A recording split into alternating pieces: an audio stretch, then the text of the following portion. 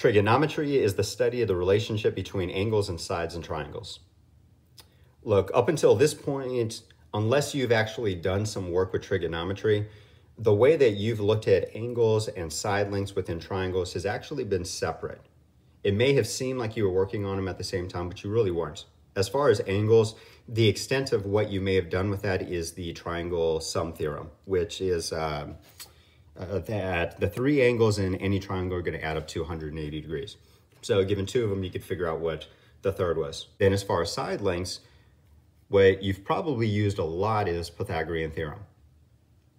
If you're given a right triangle, and this is a picture right triangle, if you didn't notice the title that we have here, Solving Right Triangles.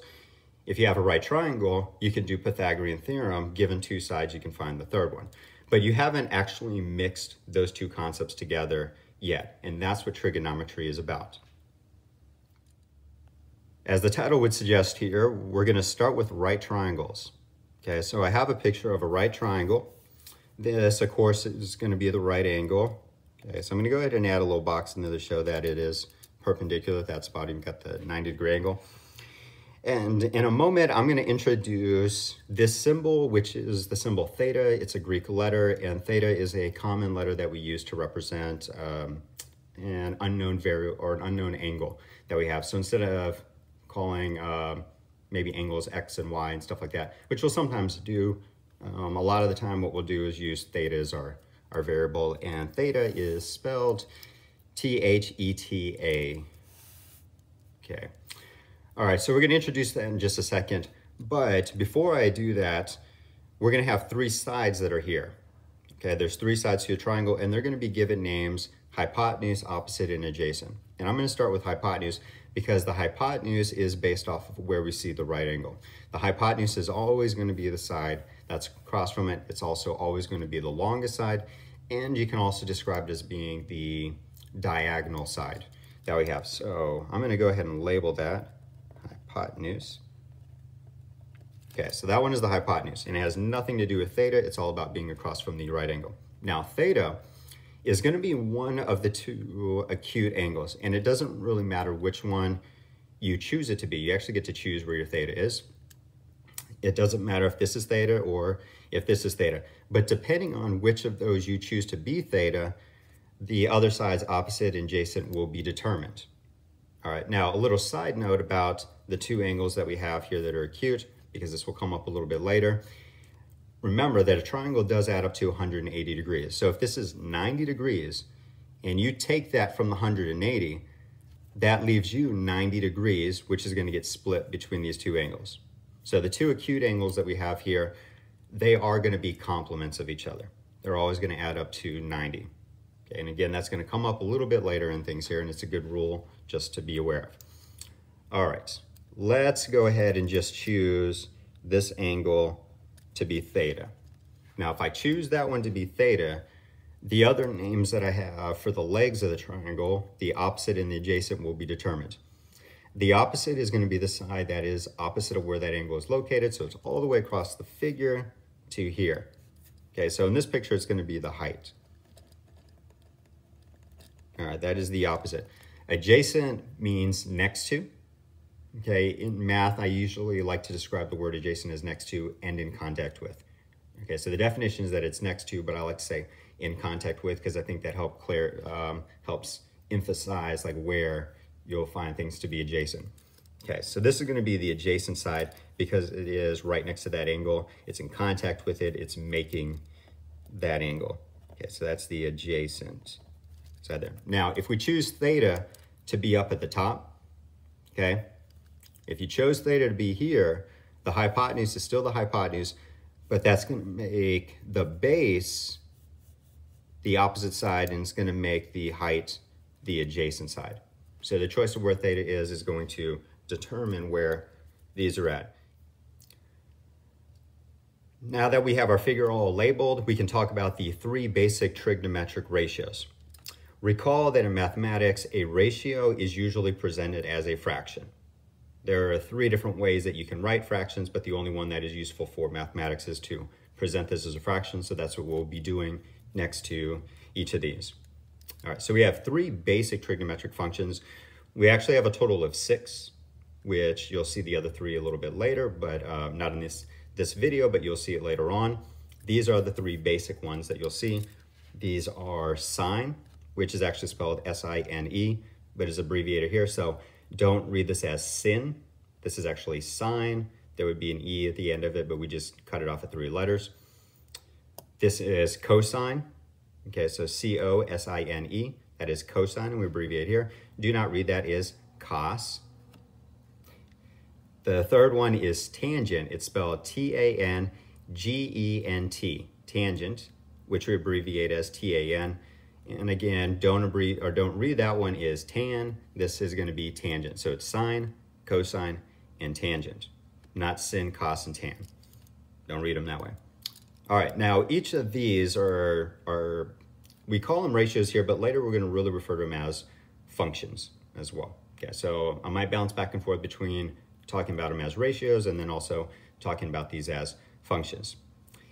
If I take the sine of theta, I'm going to get back a ratio, which is a comparison of two numbers.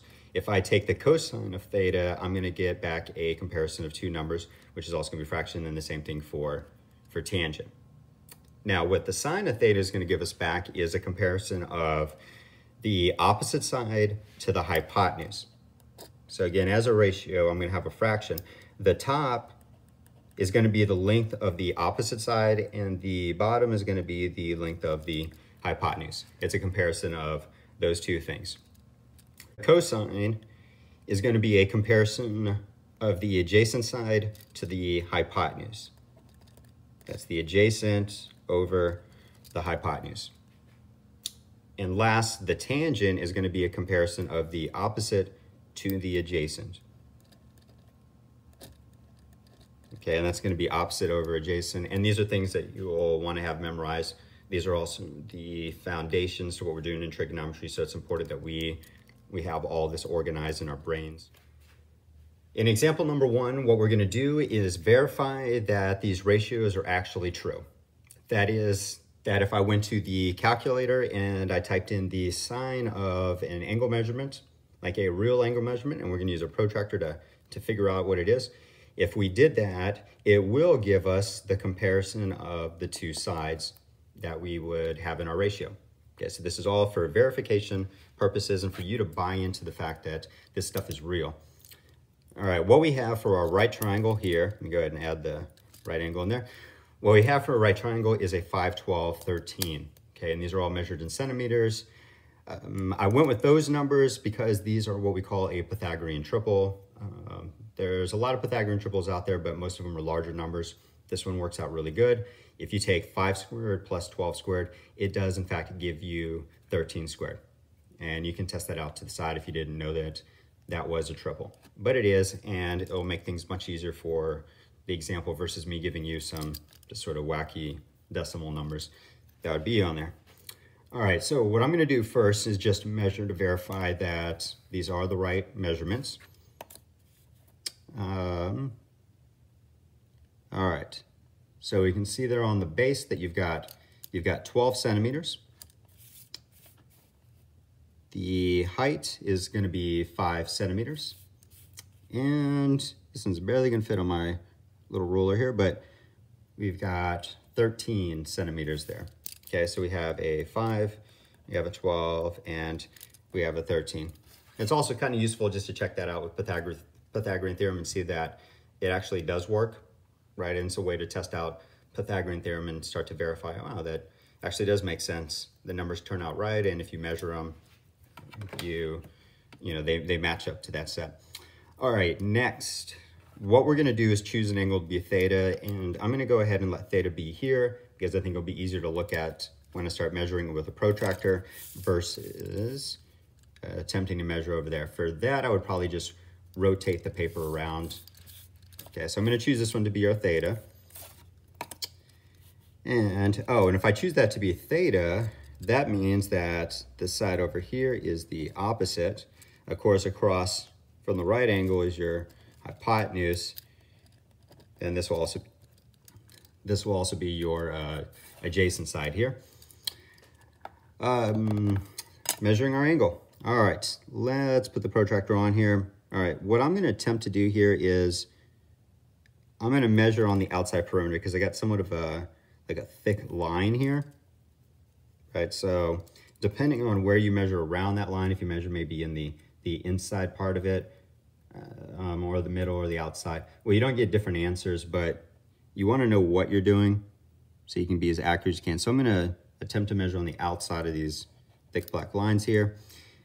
And let's see, from 0, you got 10, you got 20, you get a little bit more. And if I'm going to the outside part, that looks like it's about 23 degrees. Okay, about 23 degrees. Now remember that in a protractor, you're going to be limited to the accuracy of how you can measure things, because at the best you can get to a degree measurement, but whether it's like a half, like maybe 22.5 or 23.5, that would be hard to see in a protractor. All right, so let's verify some things here. The sine of theta should be the opposite over the hypotenuse. Okay, so what I'm going to do is type in the sine of 23 degrees. I'm going to type that into my calculator, and then I'm going to make a comparison to the opposite and the hypotenuse. So let's type this part in there first. All right, now you may be using a different type of calculator. I'm not really sure what you have, but the trig buttons are pretty much available on all calculators, even like a $5 scientific calculator. You'll see these things. So on the calculator that I have, the right here on the front, there's sine, we got cosine, we got tangent. Now before I use those buttons, I do have to make sure that I'm in the right setting. So there's two different settings. There's radians and there's also degrees. Radians is actually the true way to be measuring angles, and we'll see about that stuff in a video coming up a little bit later. But we're doing things in degrees today. All right, so if you look at the top of my screen here, it actually says the word radian. So some calculators might write rad, or they might have something up there, but somehow you want to make sure you're checking the right stuff here. My calculator, if I go to the mode, which is right here next to the blue button, if I go to the mode, I can scroll down to where it's radians, and then I can select degrees. You're going to see a change up at the top. That means that we're in the right setting, and then I'll get out of this by pressing second mode, which is actually quit. Okay, so I can always look just at the top of my screen here to see what I'm in, and whatever calculator you're using, just get comfortable with being able to know what setting you're in. All right, so let's put that back over here because I got to type some stuff in. All right, let me type in the sine of 23. Now that I'm in degrees. All right, it's going to come back with this long decimal number we have here, which is 0.39, and you got a lot more to follow after that. I'm going to go ahead and take, let's go with 4 digits here. So that's going to be 0.3907. All right, so it's not exactly that number, but it's really approximate, but I just write the equal sign. While I'm here, let me just go ahead and type in the other ones, just so that I have all those numbers. All right, so cosine of 23, it's going to give me that, and then tangent of 23 is going to give me that number. So what do these numbers actually mean? Okay, we took the sine of 23 and we got this decimal number. We took the cosine of 23 and we got that. We took the tangent, we got this number. What do they really mean? Well, if we go back to the definitions, the sine of theta is the opposite divided by the hypotenuse. So what that means is that this number should be the opposite side 5 divided by the hypotenuse 13. If we divide 5 by 13, we should get that number. Okay, so I'm going to take 5 divided by 13, and I get this, which does look a little bit different, right? Ours is 0.3907. This is 0.3846. Okay, so it does look like we're off by a good amount here, but it really isn't. Okay, they both have the 3. It looks like you might be off by 1 when you get to the second place, but that would have been like 1/100th that you're off by. Of course, if you look at the next decimal, use that one to do a comparison. It looks like it might only be a difference of about 6 thousandths, but then you see it carry over into the next digit. So they are really, really close to each other. Now, the reason that they're not exactly the same is because when we use our protractor to measure the 23 degrees, that involves a little bit of rounding and decision making, because the true angle that goes with the 5, 12, 13 is not going to have angle measurements that are whole values. They're actually going to be decimal numbers. So that's where the actual variance is in there. All right, well, let's go ahead and check out the other ones though. The cosine of 23 should be equal to the adjacent divided by the hypotenuse. The adjacent in this case was the 12, so 12 divided by 13 is going to give you 0.923. All right, again, pretty darn close to that. It's off by like 3 thousandths. Pretty close there. All right, and then if we do the tangent of 23, that's not what I want to do. I already had that typed in. What we want to do is verify that that's the right number, which is the opposite divided by the adjacent. So that's going to be 5 divided by 12, which give you 0.41 and a bunch of repeating sixes. So that 6 would be enough to round it up to a 4 or 2. So at least you see some comparison. But again, they're going to be pretty close to the answers. It's just we're limited in how we can measure those angles there. In example number 2, we're going to take the information that we just figured out and apply it to solving a problem, to actually figuring out things that we don't know. Okay, so we're not just going to be evaluating things and seeing that the definitions work, but we're going to be using those definitions to find things that we otherwise would not be able to. The instructions say that we're going to be solving the right triangle. Now, what that means is that you have to figure out everything that you don't know. Okay, now a triangle is going to have 6 parts. It's going to have 6 total parts. It's going to have 3 angles. It's also going to have 3 sides. Okay, in our picture, you've got 3 of them provided for you, and that's always going to be the case. If you've got 3 pieces of information, you can get the rest of it. So the things that we do know, we know that we have a right angle. That's 90 degrees. So that's important. You know that you got an angle over here of 66 degrees, and you know that the hypotenuse is a 50. There, we got 50 length there. All right, things that we don't know the other angle that's here, but that one's pretty easy because these two are just complements in a right triangle. Okay, so the first answer we can go ahead and just take care of here. Angle B is going to be the complement to 66, which means that it is 24. It's going to be 24 degrees. Side lengths, that's going to be the more challenging part here. You've got the hypotenuse, but you don't have either legs, so you can't apply Pythagorean theorem here. What we're going to do is use the trigonometry. All right, now, to start it off, we need to choose one of the angles to be our theta. Since the 66 was what was printed here, I'll just let that be theta. Okay, so I'm going to call the 66 degrees theta. Now, if 66 degrees is the theta, then the other sides can be identified. We already know this is the hypotenuse, but the side across from the 66, that will be your opposite side. The side next to it's going to be the adjacent. So you get those names. Now, if I had gone with 24 as my theta, these would be different. Okay, but I'm identifying 66 as my theta, which means that I got the names for those two. Now, I'm interested, let's say that we're interested in figuring out A first. We'll go ahead and get that side. If I want to get A, that means I need to choose a trig ratio that involves the opposite side. In addition, the other side that I have available is the 50. I have that one. I don't have the adjacent side. Okay, so I want to think about what trig function related the opposite to the hypotenuse. And that trig function was sine. So if I take the sine of 66 degrees, that would be equal to the opposite divided by the hypotenuse, which would be A divided by 50. And now this is an equation that I can solve. And if you've never done one of these before, it might be a little bit intimidating, but what you need to understand here is that this is just a number. That's all it is. It's going to be a decimal number, but it's something you type into the calculator and you just get a number back from there. So if you think of this as one whole item, it just represents a number, and that's equal to A divided by 50. We can just really concentrate on, well, how do you get A by itself? How do you undo the 50 that's next to it? And for that, you would multiply by 50. All right, so if you divide A by 50 and then multiply by 50, those essentially cancel out. They undo each other. But then to balance the equation, you're going to multiply the 50. I'll put a little dot there for multiplication. You're going to multiply the other side by 50. And you can actually go straight to the calculator with that. All right, so I'm gonna take 50, and then you don't even have to type the times button. You can skip over that, it'll understand.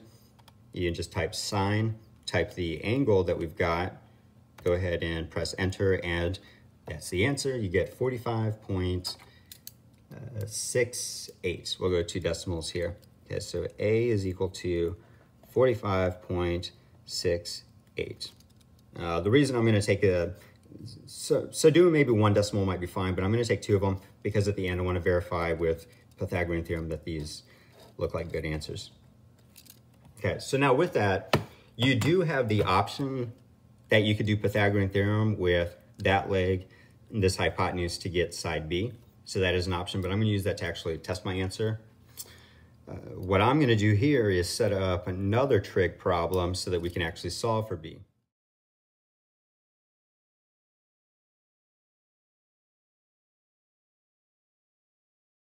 Okay, so let's say we're solving for B. You've got the 50 and your theta is 66. We're looking for the trig ratio that is going to compare the adjacent to the hypotenuse. That would be the cosine. So if we took the cosine of 66 degrees, that would be equal to the adjacent side B divided by the hypotenuse 50. And you'll notice here that the equation really doesn't look much different than the one we had right before. And that's true. There's going to be a lot of repetition how the problems look when you're setting up, and even how you're going to end up solving them. So for this, we're also just going to multiply by 50 both sides here. So if you want, you could just skip ahead here, go straight to the calculator. Right, go straight to the calculator with 50 cosine 66. So pull that up. So you got 50. We'll press cosine 66. Press enter, and that is going to give us 23.34. We'll go with that. And that's your other side. All right, and now, just to verify things here, I'm going to do some Pythagorean theorem. In fact, I'm not even going to round these off. I just decided that here. Okay, so Pythagorean theorem says we're going to do a squared plus b squared and should equal 50 squared. So I'm actually just going to recall these other answers. I'm going to take that answer and square that one plus this answer squared. Okay, so that's a squared plus b squared, and it gives me that number, which turns out to be a really nice looking number, right? Because all it is 50 squared. So these answers are right. Okay, those are the right leg lengths that we have for that picture. When using the trig ratios to solve problems, there's actually 3 different types of solving problems that you come across. The first is where you're solving for the numerator, which is what we did in example number 2. The second is where we're solving for the denominator. Okay. The third is where you're going to be solving for an angle itself, which is what we're going to do in example 3. So solving for the denominator, I don't have in the video, but use your algebra skills and you should be able to figure out how to get that answer. All right, so for an example number 3, the highest tower in the world is in Toronto, Canada, and it is 553 meters high. An observer 100 meters from the center of the tower's base sights the top of the tower. Find the angle of elevation. All right, so really what we have here is just a picture of a right triangle with some story that goes around it.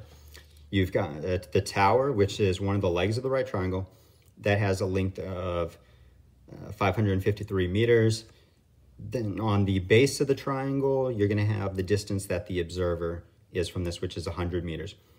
All right, now they did say that he's 100 meters from the, from the center of the tower's base.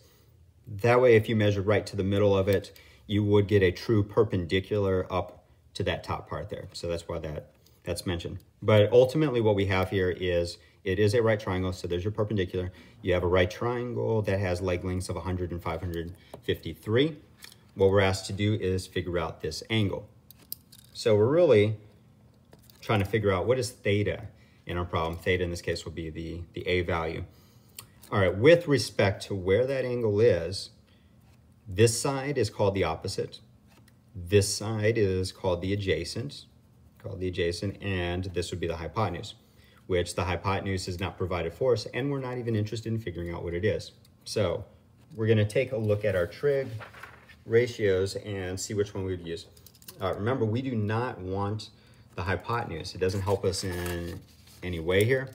So if I look at the choices that we have here, it's not going to be sine because that needs the hypotenuse. It's not going to be cosine because that involves the hypotenuse. It's going to be the tangent, the opposite and the adjacent comparison. So here's what our equation looks like. We're going to take the tangent. I was referring to it as theta here, but in the picture it's a. So I'm going to go ahead and write a this time.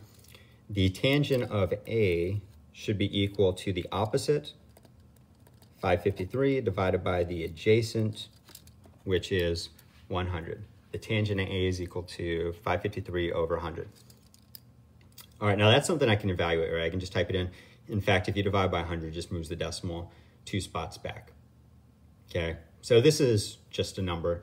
You actually don't even have to divide it. I don't want to go through that because most cases when you divide them, you'll get really weird numbers like the 5s and the 12 and stuff like that. All right, so really what we're looking at is how do we get the tangent away from the a? Okay, so now we start thinking of the sine, the cosine, and the tangent as functions. And if we do think of these as functions, then every function has an inverse that goes along with it. You have a function that can be used to undo whatever's happening here. And on the calculator, those inverses are going to be found by typing the second button, and then, let's say we're looking at tangent. You type the second button, you'll see the little arrow up there now. And if I type tangent, I'm going to get that. So it may be different depending on the calculator that you're using to find it, but you're looking for stuff that has the trig functions with a -1 next to it. Okay, and that means the inverse function. Okay, and if I press second sine, second cosine, I get the inverses for those as well. Okay, so here's how it would look.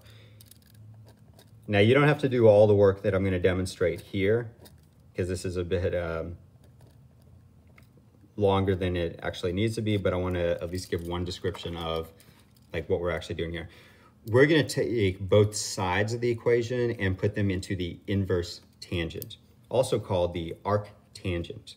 Okay, so you can read this as inverse tangent, or you can read it as the arc tangent. You can read it that way. That would actually be one word there. Looks a little bit spaced out. Okay, but we're going to take both of these and put them in the inverse. So we got tan A here, got the 553 over 100 there. And this inverse is going to undo what tangent is done. So if we took the tangent of A and then we undo the tangent, we just get A. So almost as a summary, because you don't really need to write all that stuff, as a summary, to figure out an angle, what you really need to do is just take the inverse tangent of the ratio, and that will give you the answer. You don't really have to do all the extra work that I showed there. Okay, so I'm going to take the arc tangent, or inverse tangent, 553 divided by 100, and that is it. Your angle is going to be 79.7 degrees.